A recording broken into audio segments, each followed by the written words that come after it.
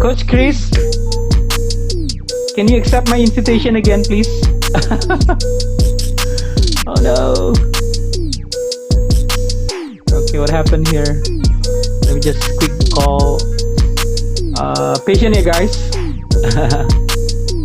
Alright, patient. I'm gonna hit the. Okay, let me just call.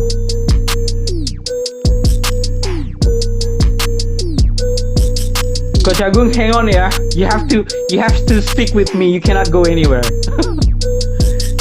Yo, Coach, it seems like you have problem with your Instagram because when I send invitation there, it says that your Instagram need to be updated in order us to connect. So, yeah. Do you have time? I mean. Okay, so I don't want to keep you longer because I know you have plan.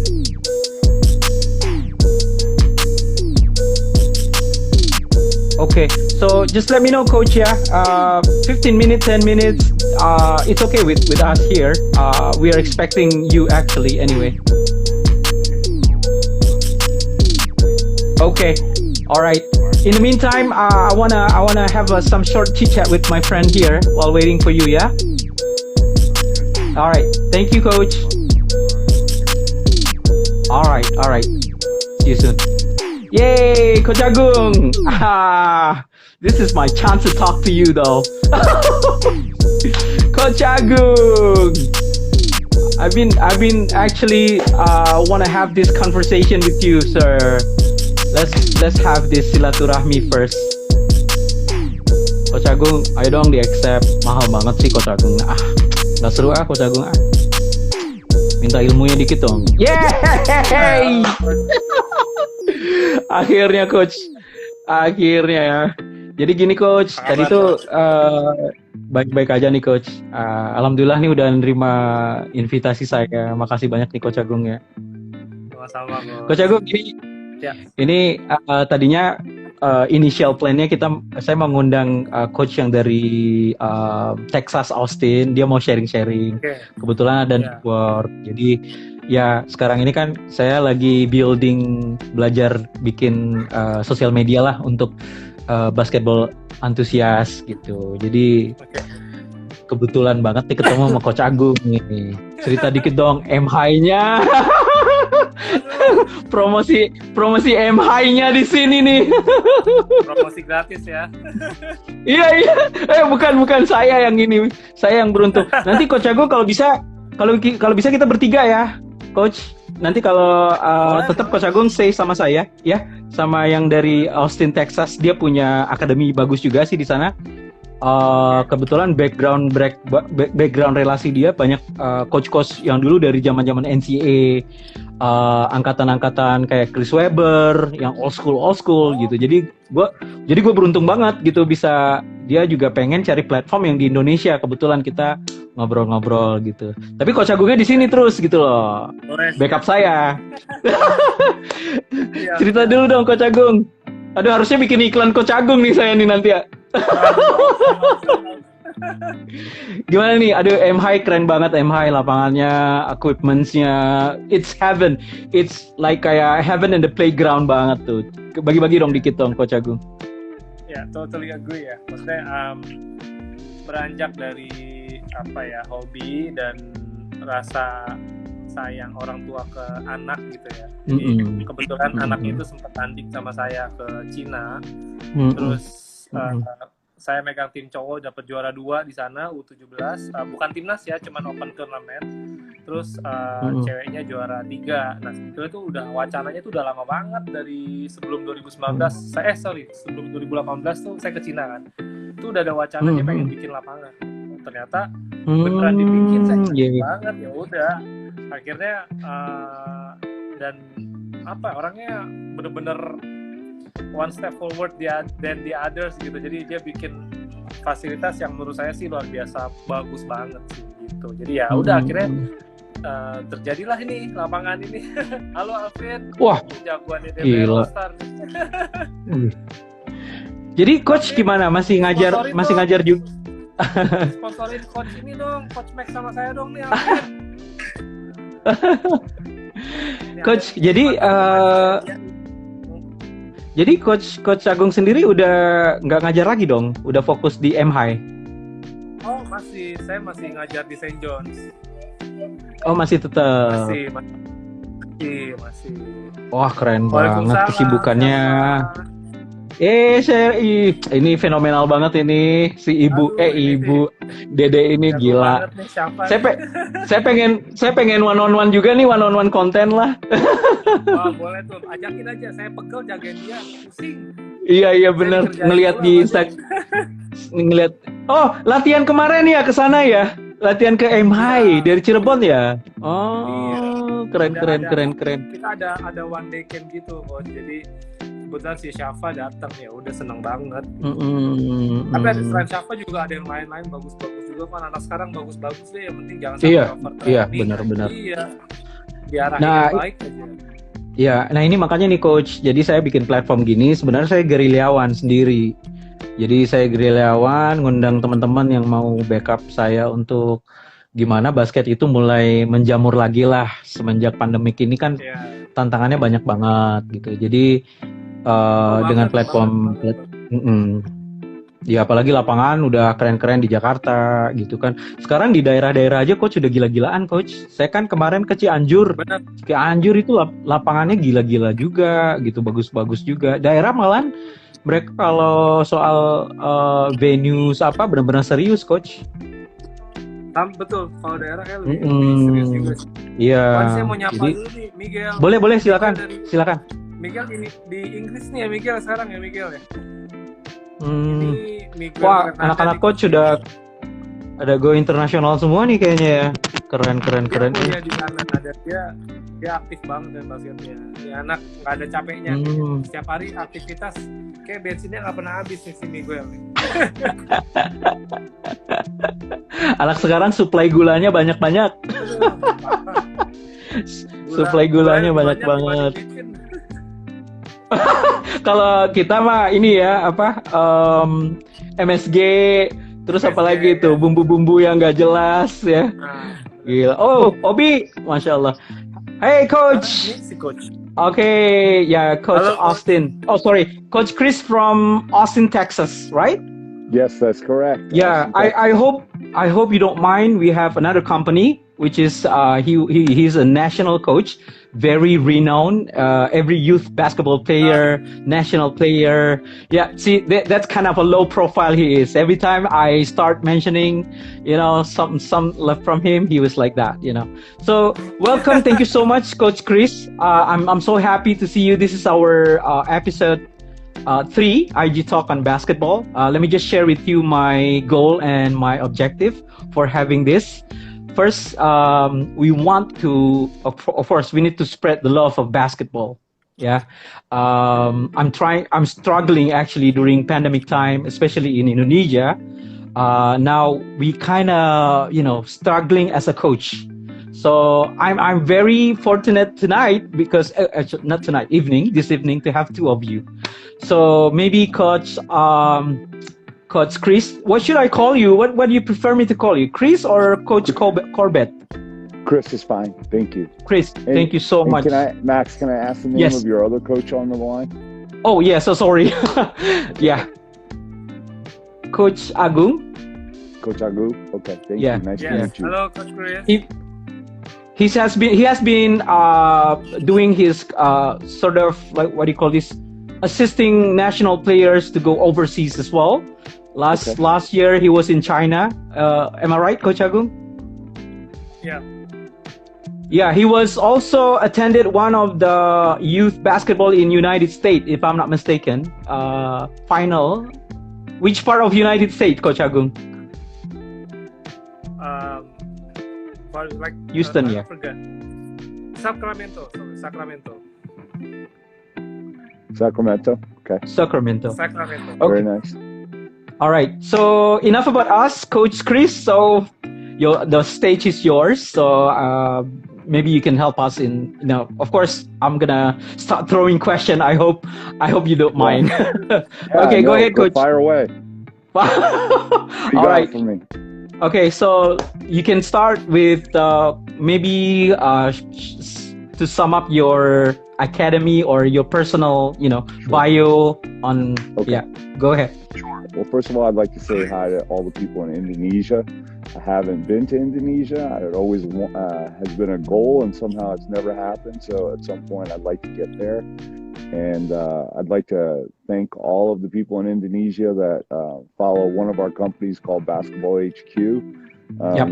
We see a lot of you guys in our Google Analytics, and our product was really made for American college coaches and player development. And little did we know that the people of Indonesia were making up about 50 in the Philippines too, about 15% of our audience. So that was a shock. So I started to learn a little bit more about the passion that you guys have for basketball, that we share. So thanks for that. My background is a New York City playground basketball player.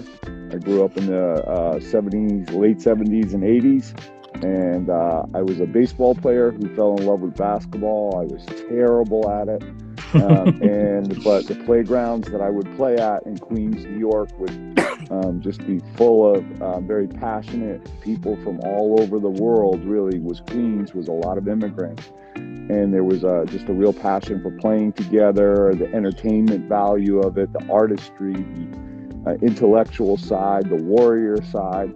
And after playing baseball, where I would sit and wait for a ball to get hit my way for an hour sometimes, I played basketball, and I was like, I made one mistake, but the next moment I could try and make a masterpiece. And I fell in love with the game for that.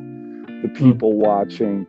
And pretty soon I was going from playground to playground in New York City, kind of stalking the best players in New York. And at that time, they were in the playground. So I would chase Kenny Anderson and Kenny Smith and Chris Mullen.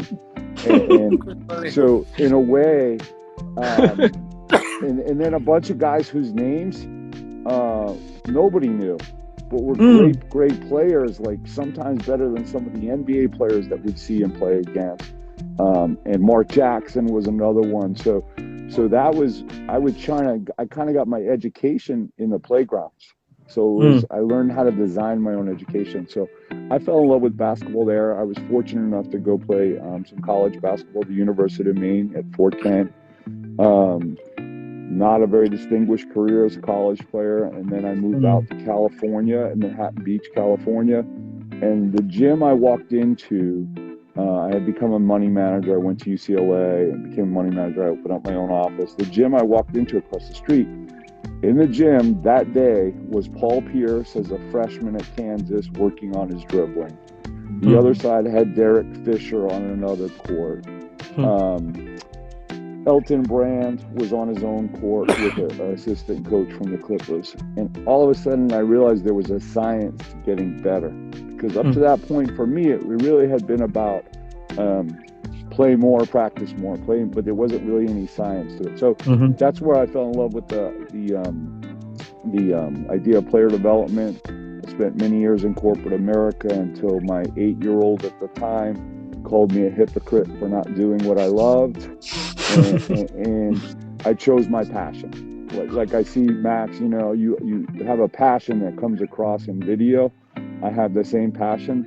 I'm not quite as crazy as you about it, but I have that same passion.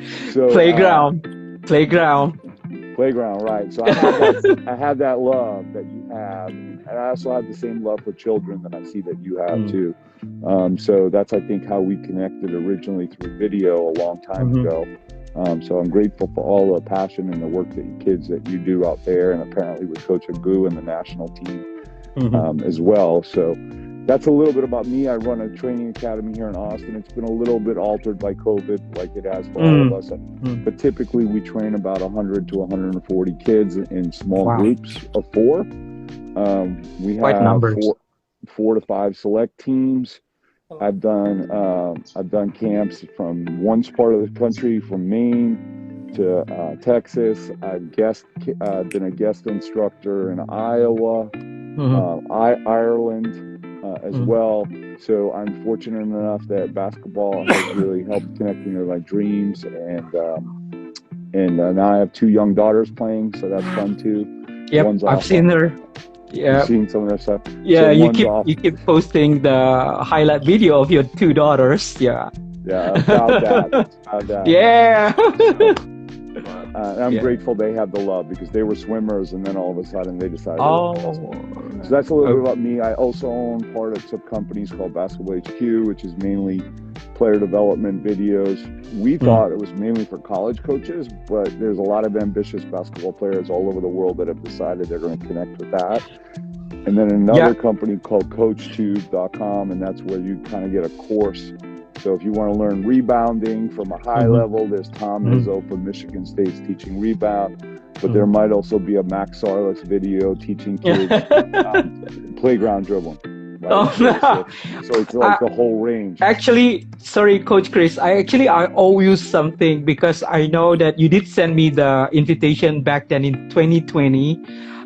You actually asked me 2 questions about it, but for some reason I got disconnected, because I can't reply to you, because I'm not very sure whether either I'm helping you with the platform. I know you have that 2 Coach Cube and Basketball HQ, right? I did actually share that to all my coaching colleagues. I don't know whether they responded at the time. Hopefully from Indonesia. Hopefully there's one from Indonesia. That means that is from my recommendation. So good. I don't owe you anything now, right? We're clear. Okay, good. To add on what you have mentioned about your background, to be honest, my first love of sport is soccer. Football, soccer. No, wait. Soccer, Yeah. Not the American type of football. Sure. Not American. Right. Yeah. Soccer, is it? You call it soccer, yeah? Yes. Yeah. So basically, we have same thing in terms of history, background. I don't really fall in love with the basketball at first sight. So yeah, my first sport was soccer. So I hope this will give us more connection. No doubt. Yeah. Again, how was your academy nowadays during this pandemic time? Well, here in Austin, we're currently hit pretty hard, but there's a lot of different political opinions. Unfortunately, what's really an issue of science somehow became an issue of politics a little bit. You have the children are doing very well with COVID. So as an example, last year I trained 100 kids with COVID. They kind of went ahead and played basketball anyway. In our gym, we went to private lessons with one kid at this side of the gym, one at this side. We had fans everywhere, disinfectant everywhere. So COVID didn't spread in our gym last year, but they all played school basketball, and it did spread. But the good news was, for the basketball kids, they did very well with COVID. So they got COVID, they got sick. In many cases, they never got sick, and they did well.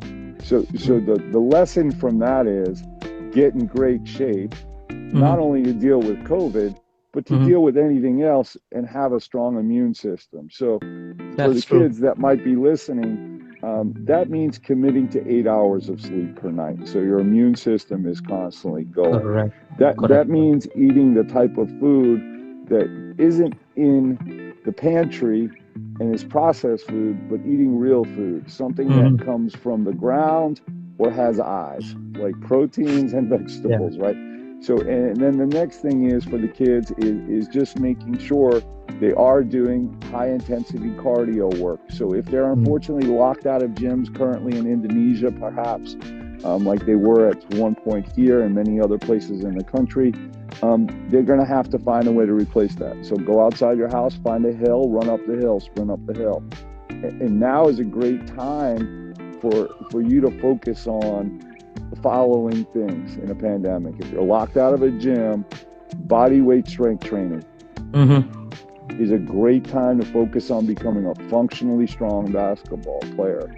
So that means push-ups, chair squats, lunges, dynamic motion, And I think for our players, a lot of them focused on plyometrics. So we have a vertical training program. I'll be happy to make it free for your listeners and share it. It's very safe. It's not the high risk plyometrics. It's very low risk, but it's high reward. So our players got 4 to 5 extra inches of vertical, but more importantly, they got quicker in their jumping. So that was a focus. So that, and then I would say that, you know, ball handling is a great time right now. Yes, correct. You know, now's the time. Like anyone can get handles like you. They just need to put in the hours that you do and the passion, right? Yes, and so you got to put in those kind of hours into your handles. So, you know, put your phone up, go buy a TV, watch the TV so you're not watching the basketball, and go to work on your handles. You know, go to the driveway, put a chair here, attack. So the problem is we all, you and I and Coach Agung, we all were attracted to basketball because it's a social sport. The problem is the kids are suffering because they don't have that social connection. And there are mental health challenges for the children that are high communicators. They like touch. They like quality time with other people. If that's what their life is about, they are very much struggling right now. So for us, we've reached the place that we understand COVID's a serious risk, but we also know this is another risk. And we're trying to nudge forward if the family doesn't have an immunocompromised situation. And every family has to make that decision on their own.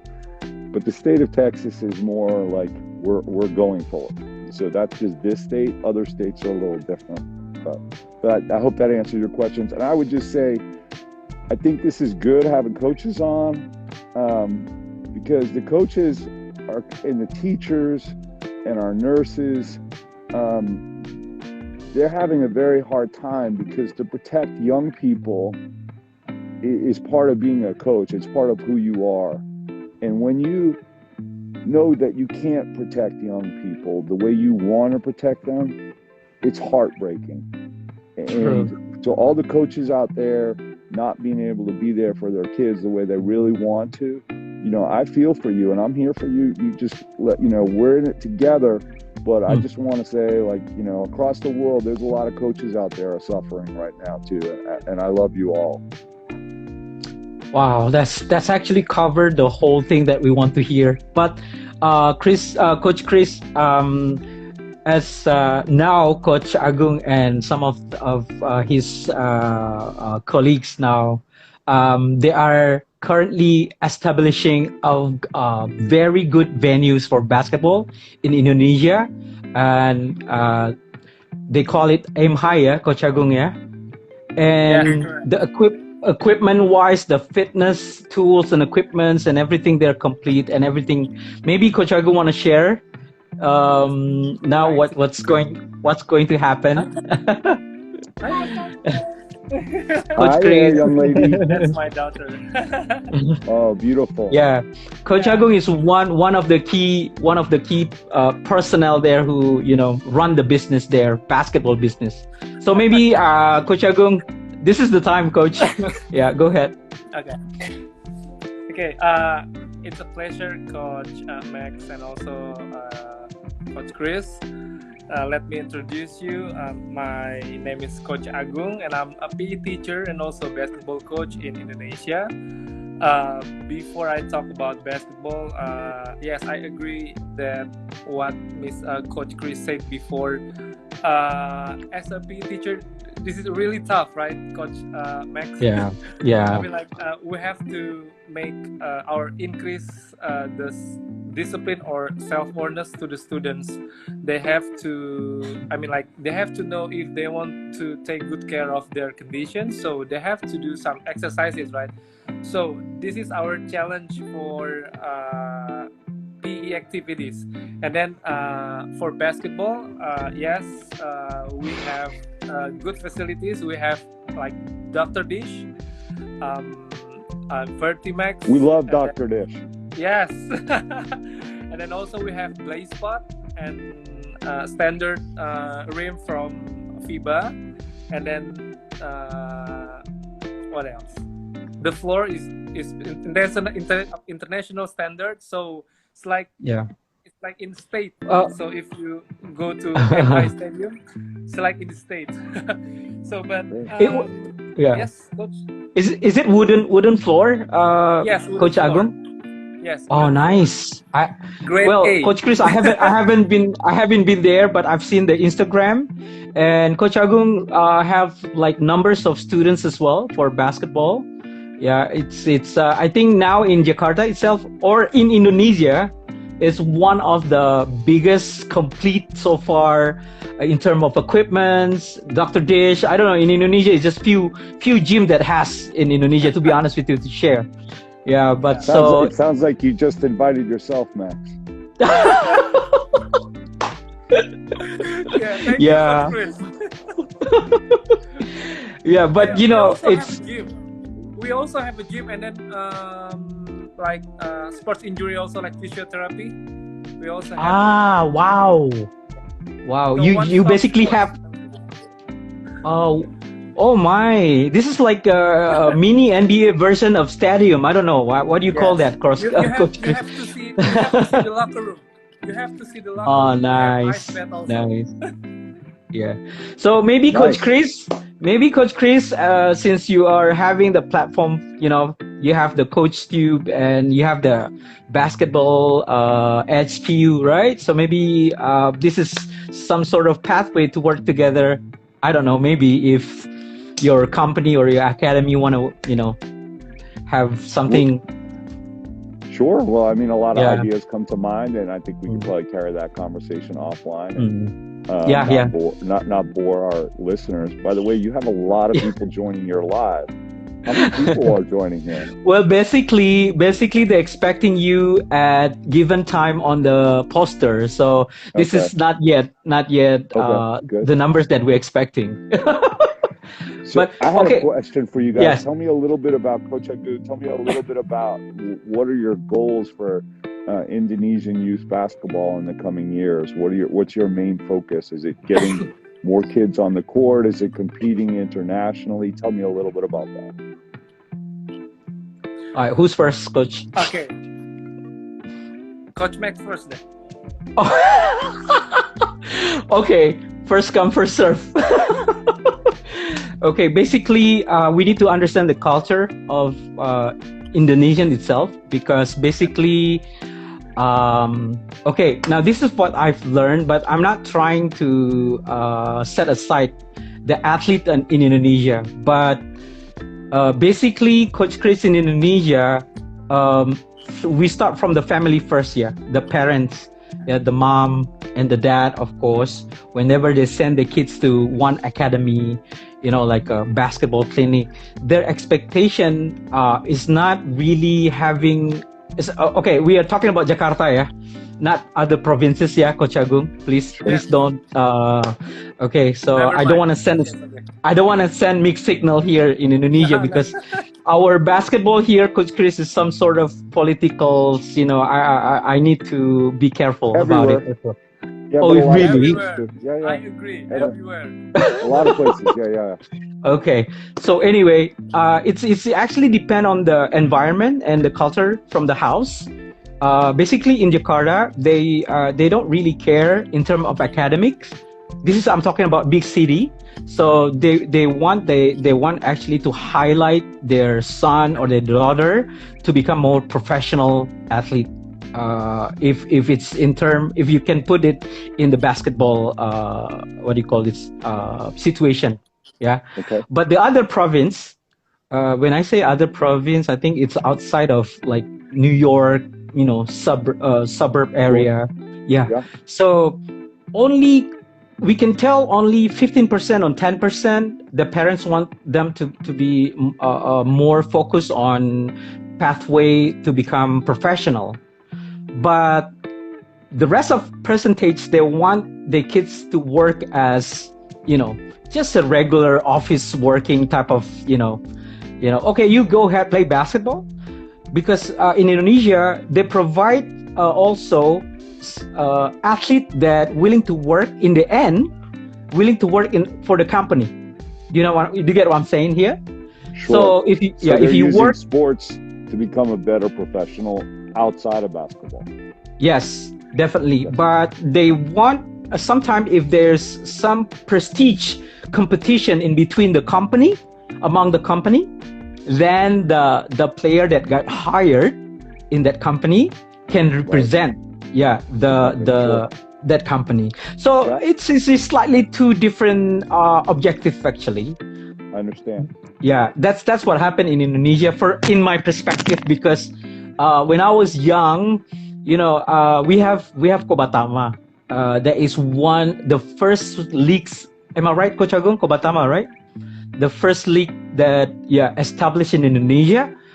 That was my dream to join when I was in high school, but I failed to go to the sort of levels because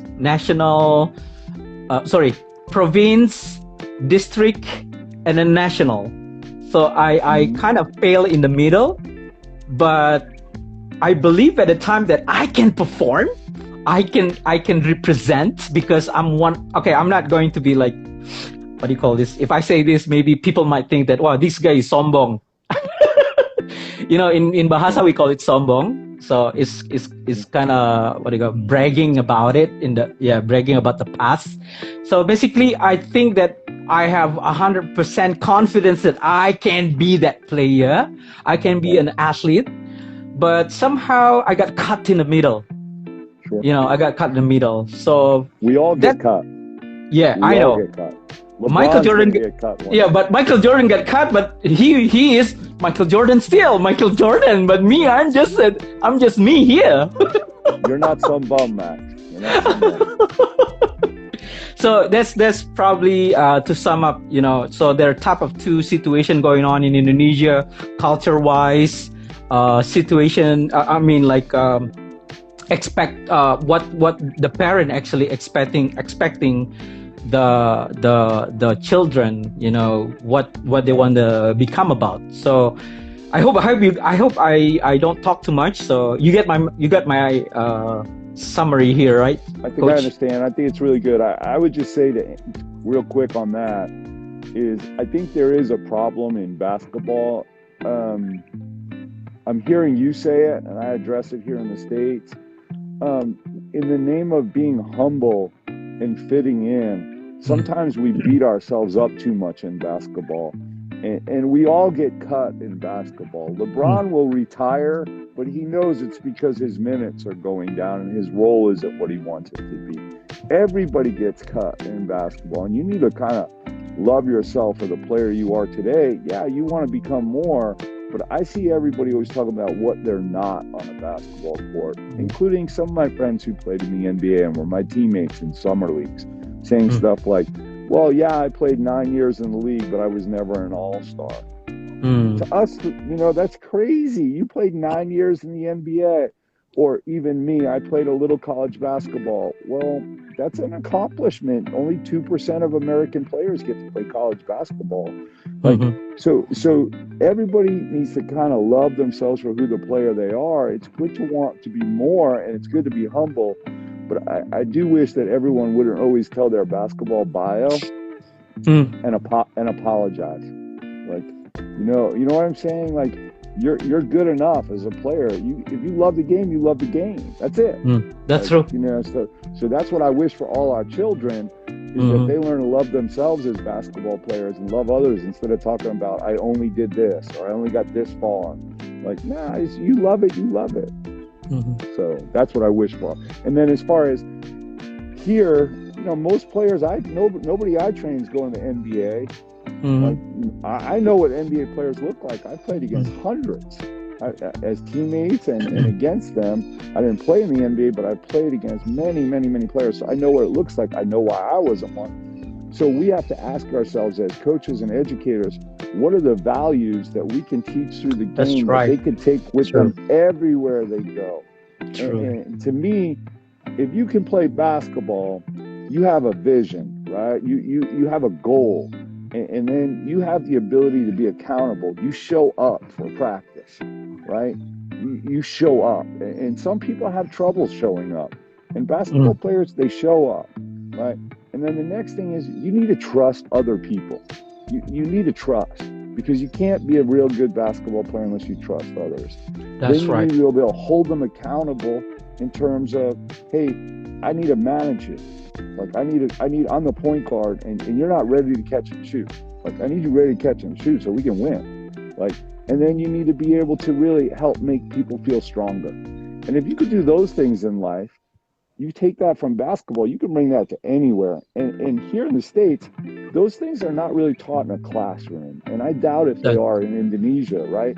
So we have the ability as coaches to give them these skills that are going to make them stronger family members, stronger professionals, happier, healthier people. And that's really the gift of basketball. To be honest with you, placing in FIBA is great. You know, playing against NBA players was great for me. That's wearing a college jersey is great. But really, the gift of basketball is that you can teach those things and learn those things, and you can be a superior human being in your ability to contribute to this world. So that's the real gift, and that's to me. So when I hear about what your program's doing, I'm happy to hear that some of those things are in place. But I do want to hear Coach Agung before. Yes, please, Coach Agung. Okay, thank you so much, Coach. I'm totally agree with Coach Max and also Coach Chris. But for me, there are two kind of difference in sports, especially in basketball. I think like culture and also the facilities. Maybe for facilities, we can make it better, but for culture, I think in Indonesia we have to be more more better than before. Yeah, like you said, we've been cut, right? You know what? I make my province made into the next level for national competition. Yes. And I've been cut for no Banten. reason. For no reason. Yes. So, I mean, like, how come this is one of my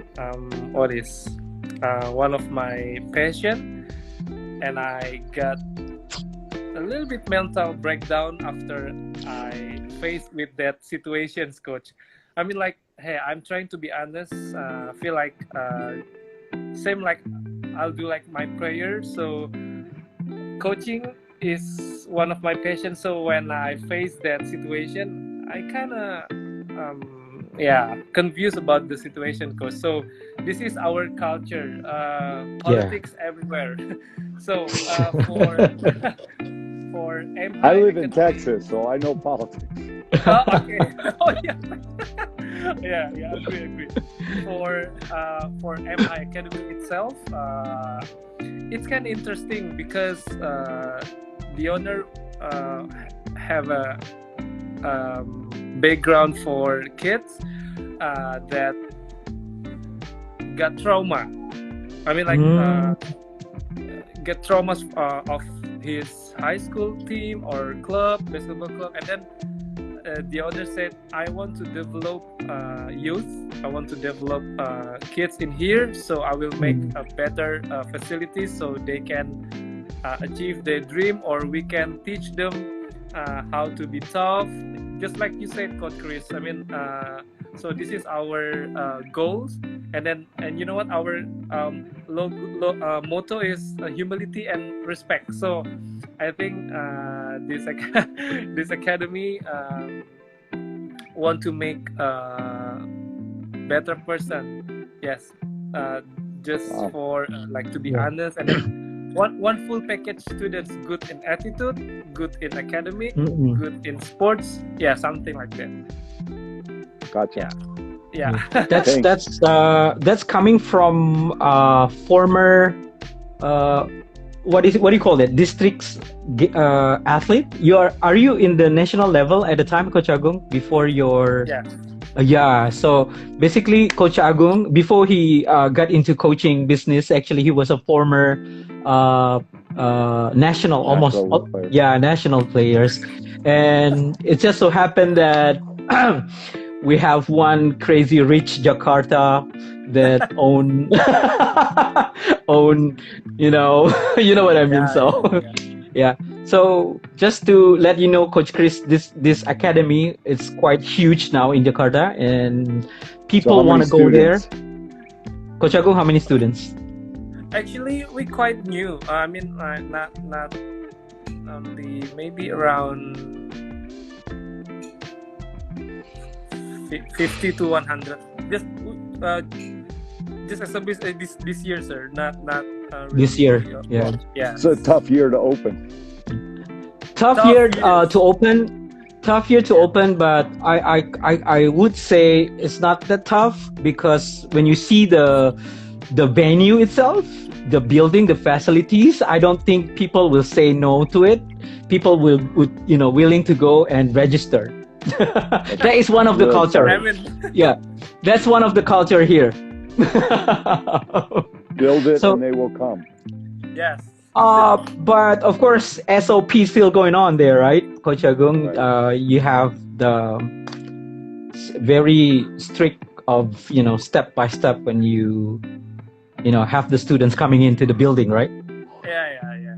We have program. So I would like to ask Coach Chris about your academy program. I mean, like maybe you can share it with us. So how's the culture in your place for academy itself? Yeah.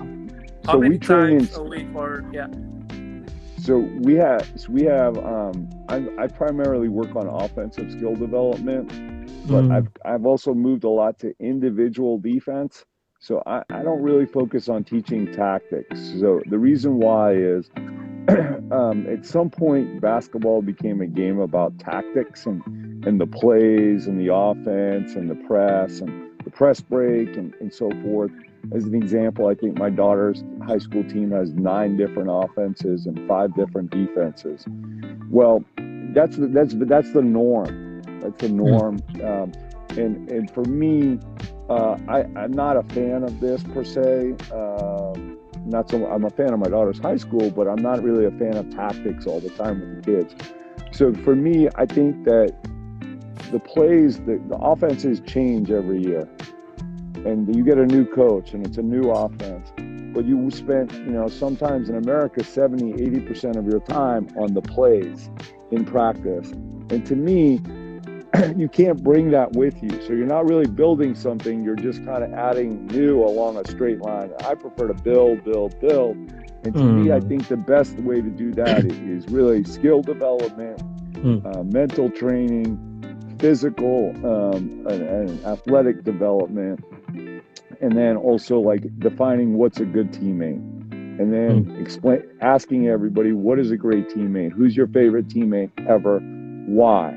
And the answer is never, I like Max because he was a great dribbler. The answer is always, Max is my favorite teammate because Max always made me feel special when I was down. Max always led with enthusiasm and effort. That one time we were losing by 30 points and Max still fought.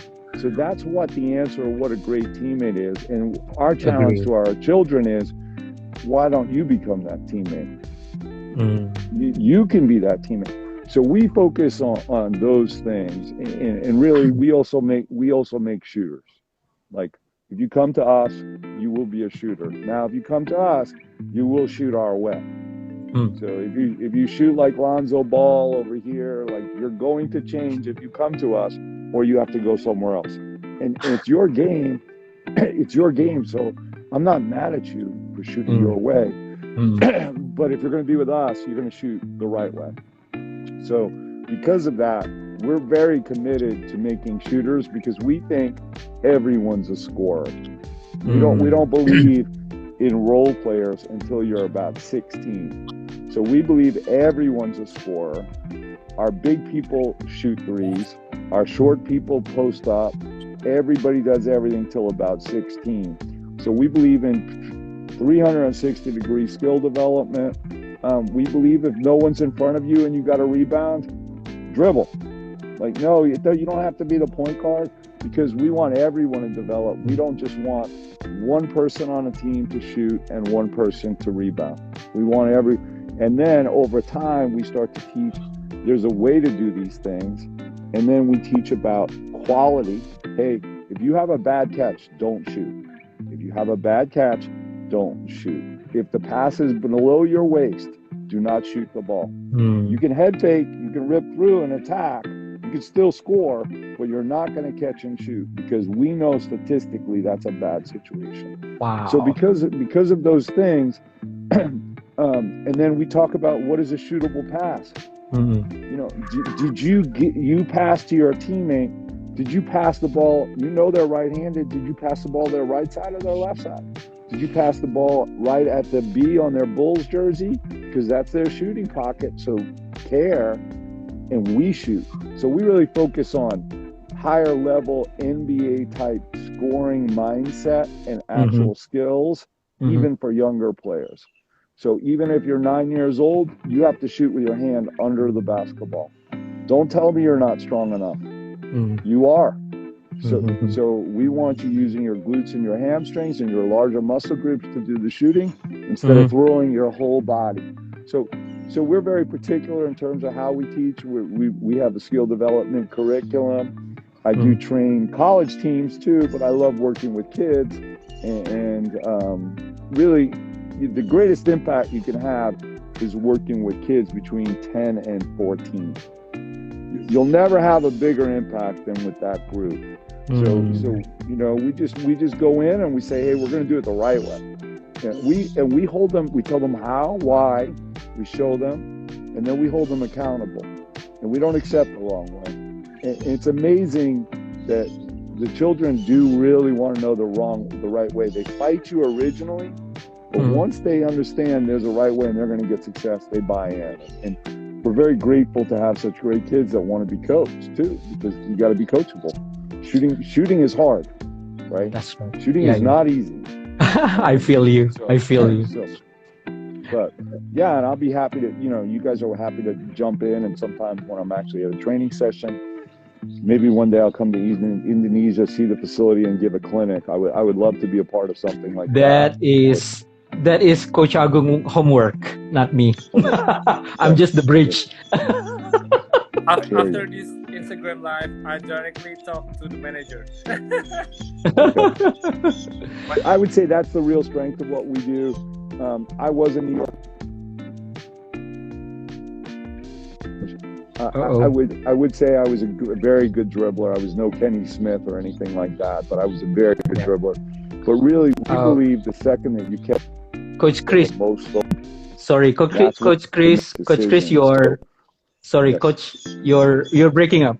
You're breaking up. Sorry, I think the connection is not. Oh, I'm stable. sorry. Is that it? You're breaking up. Better? Again. Can you hear me now? Yeah. Okay, good. Okay. So we really want the kids, we teach them how to make decisions based on the second they catch the ball. And we're rushing them to prepare for that moment. So we want them prepared to shoot every time they touch the ball. It doesn't mean they're going to shoot.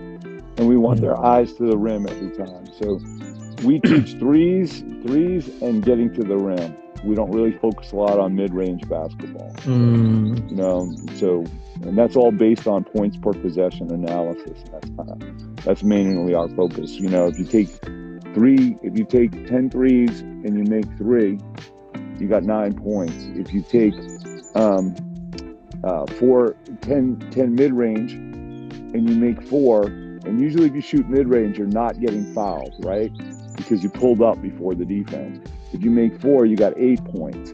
And if you go to the rim and you get past the rim and you take 10 shots and you only make 3. You think you're a big failure. You got your shot blocked 3 times, right? And you made 3, that's 6 points.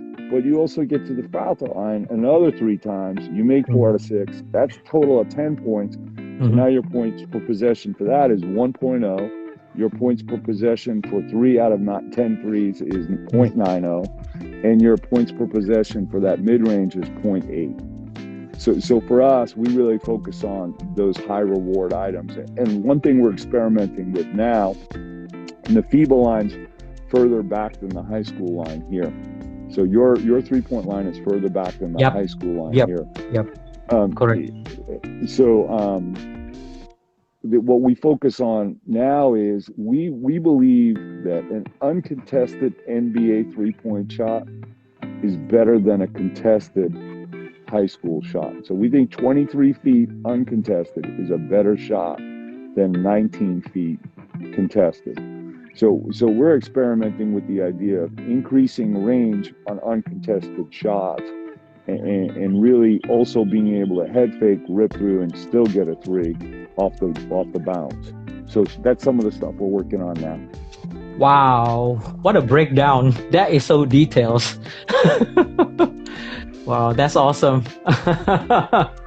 So basically the challenge here to adapt to the dimension of the basketball court in US, the difference between FIBA and how is it in US, the dimension of the court, the 3-point line. You mentioned that you've been giving drills of uncontested shot, 3-point shot within the 3-point line. So how do you measure that within the FIBA 3-point line as well? So in our gym, we mainly train high school players. We train some college players, occasional pro, but very rare pros because Austin doesn't have many. They're mainly in Houston and Dallas. But sometimes in the summer, they'll come back from overseas basketball and they'll train in Austin. But in general, we mainly train high school. So we keep the line at the high school line.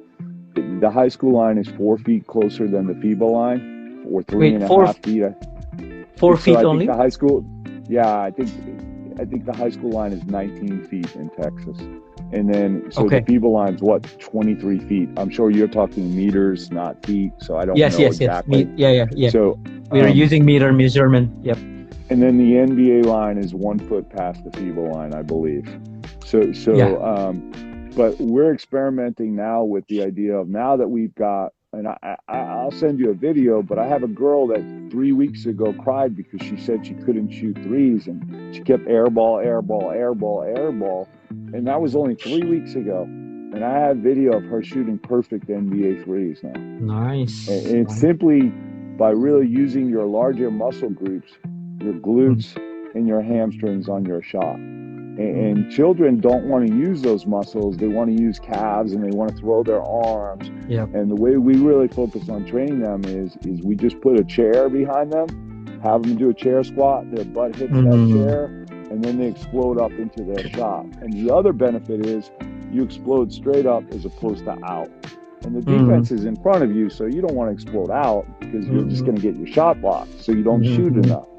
So that's really helped us, teaching kids to use their larger muscle groups. And really, even as a man, you can extend your range quite a bit, because your largest muscle groups as a man are still glutes and hamstrings, unless you lift weights a lot, you get big lats, and which really are not very effective for basketball, but you'll see it occasionally. But, I think when I was squatting, I could probably squat 540 pounds. Lat pull downs about 300. So it's still your largest muscle group when I was lifting. So right now I just get fat during COVID. I don't really lift too much. So actually, when you coach the girls, you recommend them to go to a fitness center, or go to pump some iron. So instead of using their own body weight. So which actually they prefer. Oh, okay. We like both. So we believe in functional training. So we're not trying to become weightlifters. I'm not a huge fan of the squat rack. America's very obsessed with the squat rack. Yes. I don't think that's the only way to grow leg strength. Oh. If you want to be a great jumper, jump. It's not the squat rack.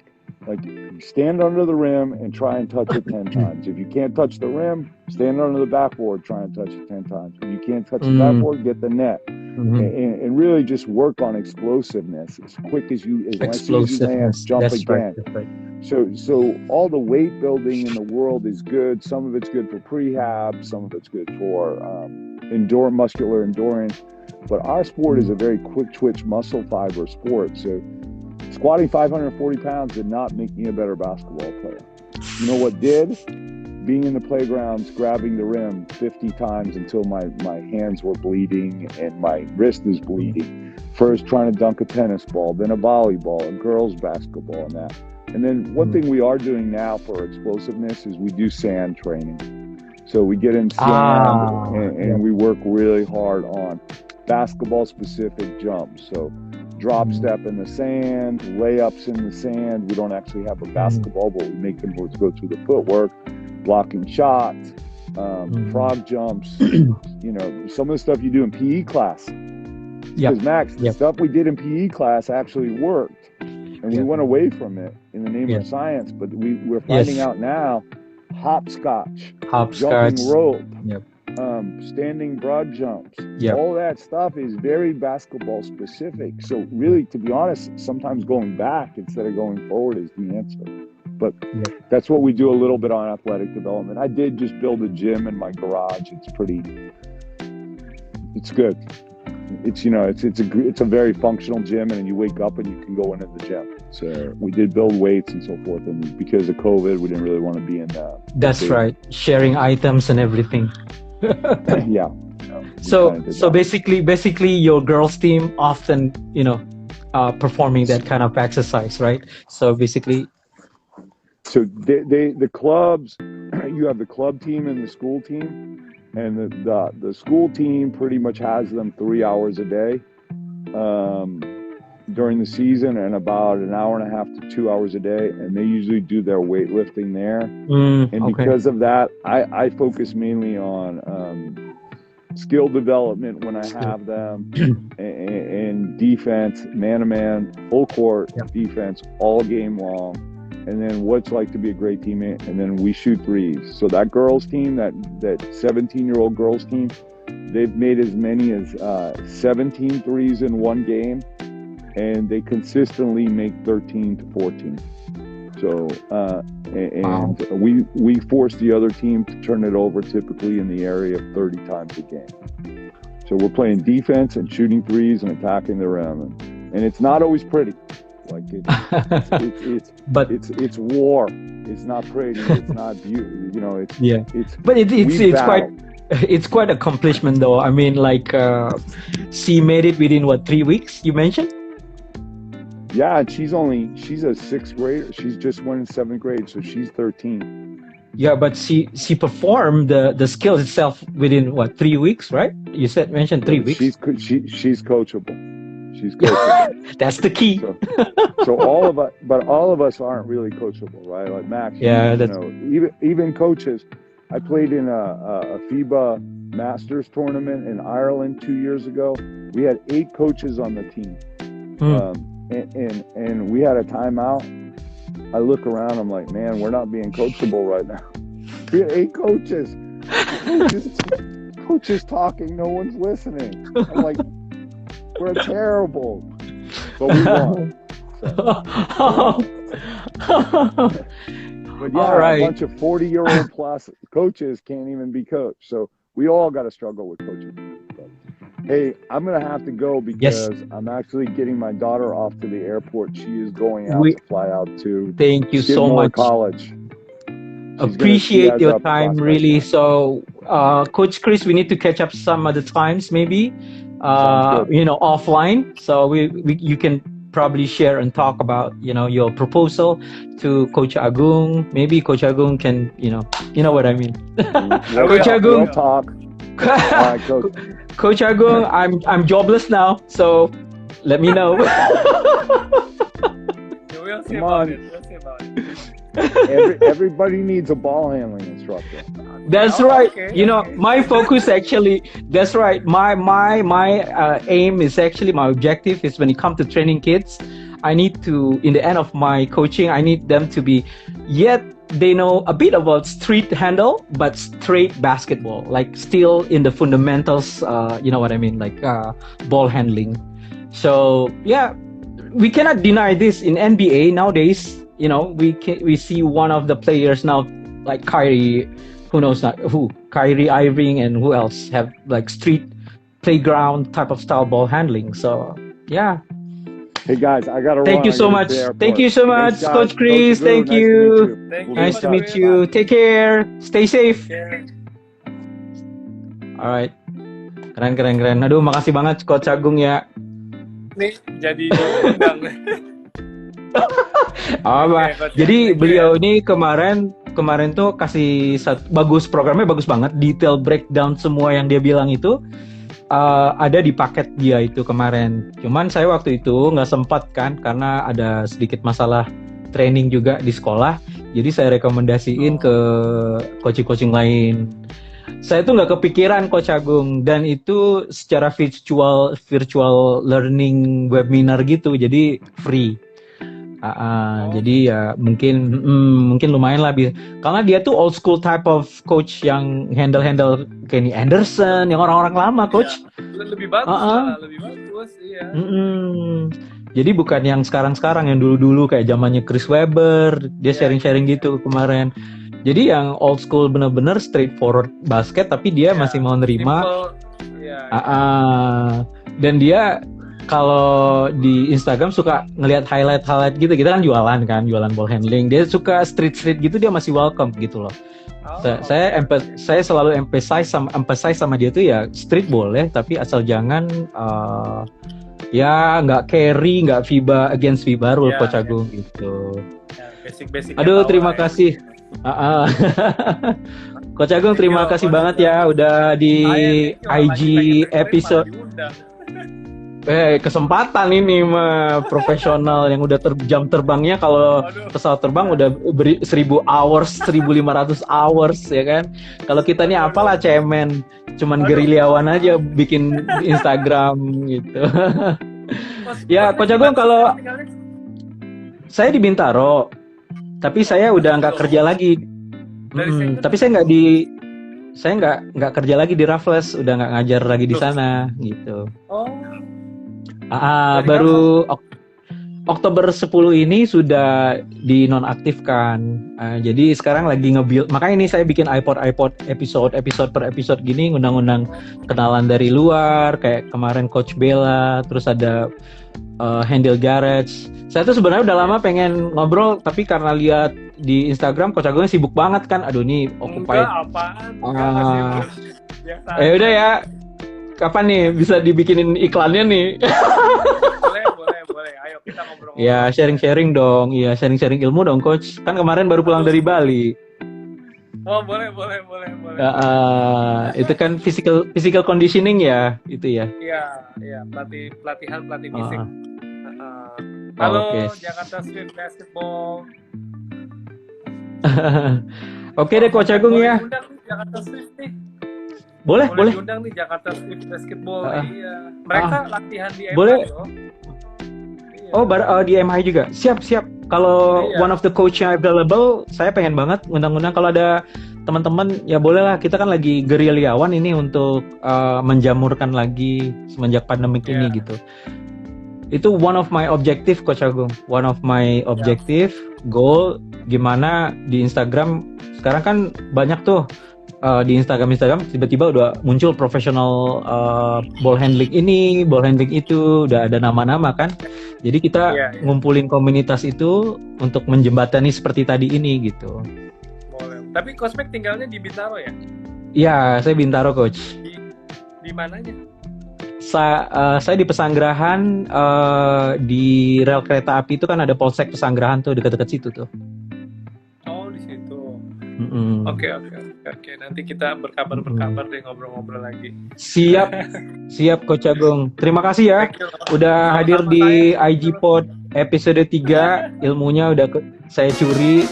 Terus mudah-mudahan bisnisnya makin oke. Thank you ya Coach. I'll see you when I see you, Coach. Thank you so much. Take care. Siap. Assalamualaikum. Waalaikumsalam. Sehat-sehat. Siap.